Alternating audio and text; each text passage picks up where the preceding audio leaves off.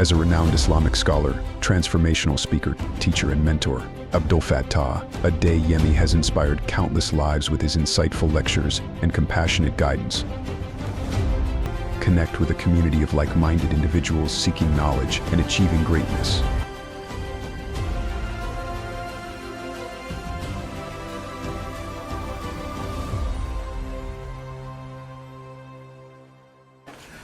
أعوذ بالله من الشيطان الرجيم بسم الله الرحمن الرحيم السلام عليكم ورحمة الله تعالى وبركاته. My name is Abdul Fattah Adeyemi. Thank you for joining me again for another episode on Fiqh al-Ghara'iz, which is the jurisprudence, the psychology and the ethics of desire, of lust and the control of the self. But before we conclude with this topic on Fiqh al-Ghara'iz, or the Fiqh of desires, let's discuss further on the reasons why intimacy feels like a chore for some couples. We discussed part of it last time and want to look into some other ways through which the chores, through which intimacy can be like a chore. It can be very difficult, it can be perverted sometimes. One of such other ways is pornography and unrealistic expectations. You see, exposure to explicit content warps reality. It leads to dissatisfaction and detachment. Those who do porns, they often think what they see is real sometimes. And when they get addicted to it, they sleep with images and fantasies, not real humans. The unrealistic expectations could also mean that we expect sex to be rumpus and steamily hot, steamy hot every time. No, sometimes the heat and the steam vary. There are days the energy and the mood won't be so high, but you still spend whatever is left of you, nevertheless. And the connection between that and pornography is that some people do not know that what they actually watch or what they see on porns are acted, they are not real. Many things are fast forwarded, many things are edited, many things are, it's better to avoid whatever is haram altogether. Apart from the adverse effect it has on real life intimacy of husband and wife, it can also give that impression as if your partner is not enough, or as if the activity is supposed to be so rumpus and those kind of things. They are not real. So it affects intimacy between couples because of high expectations that they have and some deceptions they have been through. And of course, they become addicted to this. Could be male, could be female, could be husband or wife. When they get addicted to this, having intimacy with real blood and flesh human beings may be very, very difficult. It becomes a chore and leaves the bad taste of dissatisfaction in the mouth of the couple, so to speak. Another problem or another reason why intimacy may be like a chore is the shame that shouldn't be. Some couples have some shame, and this affects the way they relate with each other when it comes to intimacy. In the natural world, the date palm does not apologize for bearing fruit. So why do you apologize for lawful desire? Why do you feel bad? Why do you feel dirty for asking for desire, for love from your partner? Why do you feel dirty for asking for sex from your partner? The Quran says, "Kul man harrama zinata Allahi allati akhraja li'ibadihi." Say, who has forbidden the adornment of Allah that He has brought forth for His servants? Quran chapter 7 verse 32. I needed to check it up. Allah is challenging us. Why? Who has made what is lawful to become unlawful for His servants? In other words, it's not unlawful for you. You don't have to feel ashamed for asking that your desires be fulfilled by your husband or your wife. You don't have to feel bad for feeling the shower, for feeling the urge to be intimate with your partner. Some people will whisper that good women shouldn't want too much, or some people will say desire is only for procreation, not for enjoyment. No, the Quran dignifies this pleasure. The Quran says, "Hunna libasul lakum wa antum libasun lahunna." They are a garment for you, and you are garments for them. Quran chapter 2, verse 187. Allah described the partners, the husband and wife, to each other as garments to one another. Garments adorn, garments protect, garments cling. So how tragic when halal love feels haram in the heart. So take note of this. Your spouse is your garment. You are a garment for him, and he is a garment for you. You are a garment for her, and she is a garment for you. You have all the freedom in the world to approach each other and to request for intimacy for one another. There's no shame on, okay, I want this as frequent as that. I want this in this way, in this position, in this format, so long as these are not positions and entry points that are haram as far as the Sharia is concerned. So it's not a matter of, I'm a believer, I cannot be doing this. Oh, I'm a believer, it shouldn't be said that I do this or that or that. Beware, Allah has made it to be halal for you, and that is why you are married. When you're within a marriage, there's no stopping you from enjoying one another as husband and wife, so long as you don't pass the hududullah, you don't trespass the paths that are haram. I need you to research further. I need you to ask further the learned ones, the scholars, and those who know a lot about Islamic rulings on some of these positions and enjoyment that couples are supposed to have. The halal are so much, but the haram is just very little. So take note of it. It is more that everything is halal except few things that are haram. So make use of the wide span of what is lawful for you and enjoy yourself about it all. Another thing that can be a problem for couples when it comes to intimacy, and it may become a chore, could be spiritual crossroads. This is very important. When the unseen interferes with intimacy. Among the unseen are the things we refer to as the ayn and sihr. That is the ayn, that's evil eye, and sihr, that's some sorcery. These things are real, there's reality to it.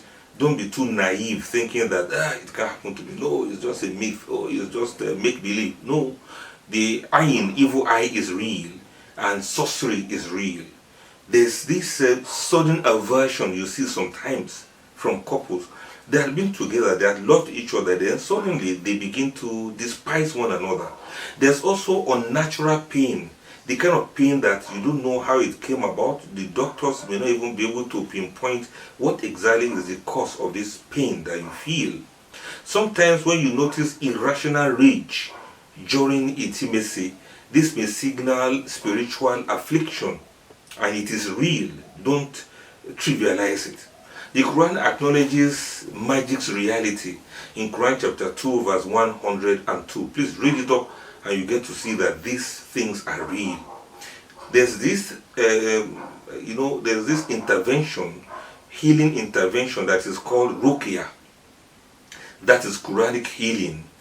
It is sunnah, but what you should just do is seek knowledgeable scholars, not superstitious people.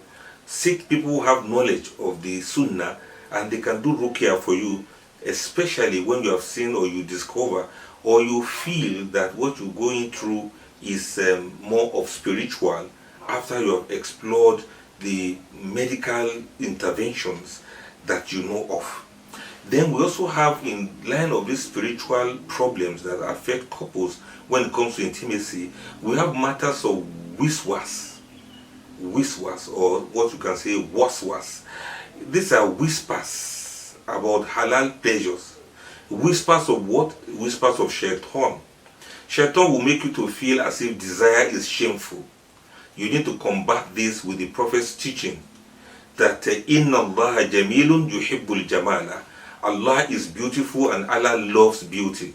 So don't let anything turn you away from enjoying the beauty in terms of physical things you see, and beauty in terms of the good feelings that you have with your spouse. It is not dirty, it is not shameful. You should go ahead. Allah is never ashamed. Allah is not shy to call a spade when bringing couples together. And so both of you as husband and wife, go ahead and indulge. Don't let shaitan create doubt in your mind as if, because of my knowledge, because of my status, because of this and that, I'm a Muslim woman, I'm married, but no. So long as it's with your husband or with your wife, you can go ahead and have a nice time. Then similar to that is emotional blockades from past sin. You see, unresolved guilt from zina, from pornography, and so on and so forth. These can create subconscious barriers. But you must understand that Allah's mercy precedes His wrath. وَرَحْمَتِي وَسِعَتْ غَضَبِي, or وَرَحْمَتِي وَسِعَتْ كُلَّ شَيْءٍ. Allah's mercy supersedes every other thing. And then seeking istighfar, seeking Allah's forgiveness, are the things that will unlock closed doors. So if you are feeling guilty about what you have done before, about your past sins, this used to be my way of life before, I've lived some wayward life, that kind of thing. You understand? Because I've not been a nice person, because I've not really taken my deen seriously. Now that you are married, you are still thinking in terms of that. No, don't go there. Stay with Allah, ask forgiveness, and the Quran says, Afallah amma salaf. Allah has already overlooked the past. Allah has already overlooked whatever happened in the past. And if Allah is ready to forgive you, and He is, why wouldn't you forgive yourself? So forget about those guilt feelings and go ahead and enjoy yourself with your spouse. Another one is lack of the courage to seek help. Nobody is perfect. People need help in one form or the other, like some of those matters we have been mentioned about. You should develop that courage to seek help when you need help. There's no shame in going to the therapist, in going to the sex therapist, in having ruqyah done for you, in going to the medical doctor, take your medications, in taking some interventions that are halal, proving not to be harmful. The Quran says, وَتَعَاوَنُوا عَلَى الْبِرِّ وَالتَّقْوَى, and cooperate with each other and seek help from one another in righteousness and piety. Help one another, cooperate with each other in righteousness and piety. You see that in Quran chapter 5 verse 2. And then, when do you seek help?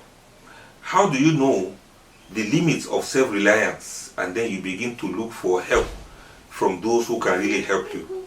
You see, in the natural world, the diseased tree signals the gardener. So what about you, a person of dignity? You are permitted to say, I cannot heal alone. You are permitted to seek help from those who have the cure to your malady or to your illness. The Quran says, فَاسْأَلُوا أَهْلَ الذِّكْرِ إِن كُنْتُمْ لَا تَعْلَمُونَ. Ask the people of knowledge if you do not know. Quran chapter 16 verse 43.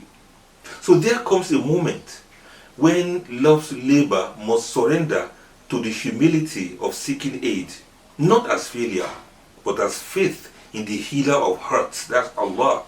Because some wounds run too deep for personal dua alone. So take note of that. It's not a matter, okay, I'm making dua, I'm doing tahajjud, or I've done a lot of nawafil, or I've even gone on umrah because of this matter. That is not all.